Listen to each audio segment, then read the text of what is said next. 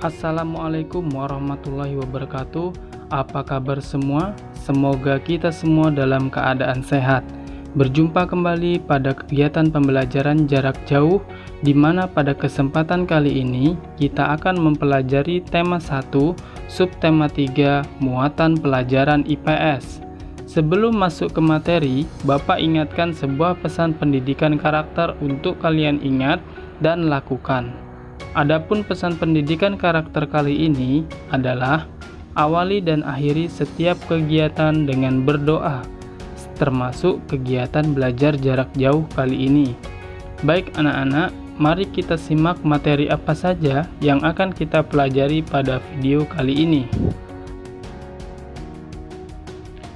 Berikut adalah materi yang akan Bapak jelaskan pada kesempatan kali ini, yaitu tentang kenampakan alam di pulau-pulau besar di Indonesia, antara lain Pulau Sumatera, Pulau Jawa, Pulau Kalimantan, Pulau Sulawesi, dan Pulau Papua.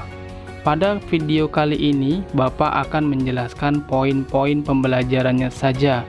Untuk materi lebih lengkap, terdapat di buku anak-anak semua, yaitu halaman 76 sampai 77 dan halaman 81 sampai 82.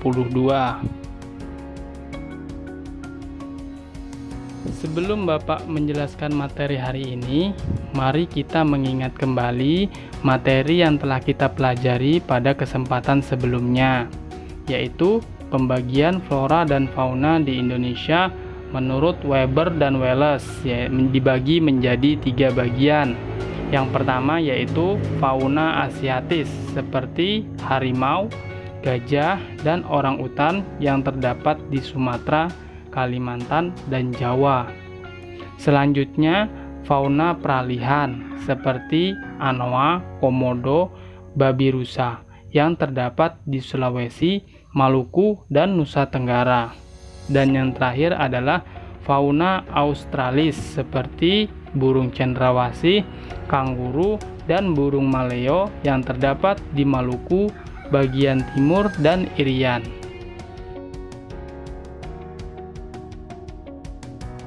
Selanjutnya, kita mengingat materi yang pernah kita pelajari adalah pembagian waktu di dunia termasuk di Indonesia, di mana pembagian waktu ini berdasarkan letak astronomis atau garis lintang dan garis bujur. Indonesia sendiri memiliki 3 wilayah pembagian waktu. Yang pertama waktu Indonesia Barat. Adapun kota-kota yang termasuk dalam waktu Indonesia Barat seperti Palangkaraya, Riau, Pekanbaru, dan Jakarta. Selanjutnya waktu Indonesia Tengah. Kota-kota yang masuk dalam waktu Indonesia Tengah diantaranya Makassar, Samarinda, Banjarmasin. Dan yang terakhir, waktu Indonesia Timur. Kota-kota yang termasuk dalam waktu Indonesia Timur antara lain Maluku dan di daerah Papua. Daerah-daerah yang Bapak sebutkan adalah beberapa contoh. Masih banyak kota-kota lain yang terbagi dalam waktu Indonesia Barat, waktu Indonesia Tengah, dan waktu Indonesia Timur. Selanjutnya kita juga pernah mempelajari cuaca dan iklim di Indonesia, seperti angin musim barat yang bertiup pada bulan Oktober sampai dengan bulan April, sedangkan angin musim timur yang bertiup pada bulan April sampai bulan Oktober. Angin yang bertiup pada waktu malam seperti angin darat dan angin gunung, sedangkan angin yang bertiup pada siang hari adalah angin laut dan angin lembah. Selanjutnya kita masuk kepada materi kita pada hari ini, yaitu ketampakan alam pulau-pulau besar di Indonesia. Yang pertama Pulau Sumatera. Terdapat beberapa gunung di Pulau Sumatera seperti Gunung Sibaya dan Gunung Kerinci. Selain gunung, terdapat beberapa danau seperti Danau Toba, Danau Singkara, dan Danau Kerinci.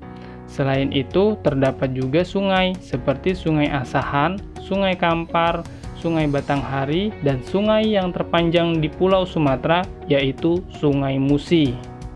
Selanjutnya Pulau Jawa. Di Pulau Jawa terdapat beberapa gunung seperti Gunung Tangkuban Perahu, Gunung Merbabu, dan Gunung Bromo.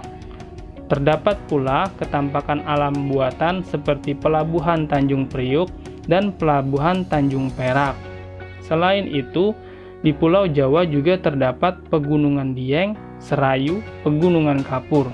Semua pegunungan tersebut terletak di Jawa Tengah dan Pegunungan Sewu terletak di Yogyakarta.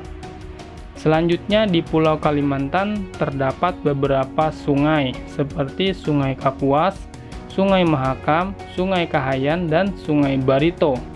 Sungai Kapuas merupakan sungai terpanjang di Indonesia.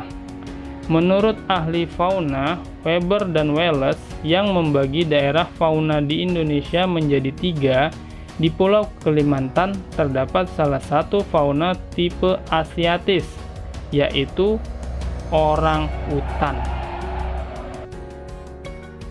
Selanjutnya di Pulau Sulawesi terdapat beberapa gunung berapi aktif seperti Gunung Rantai Kombala dan Gunung Lampo Batang di Sulawesi Selatan.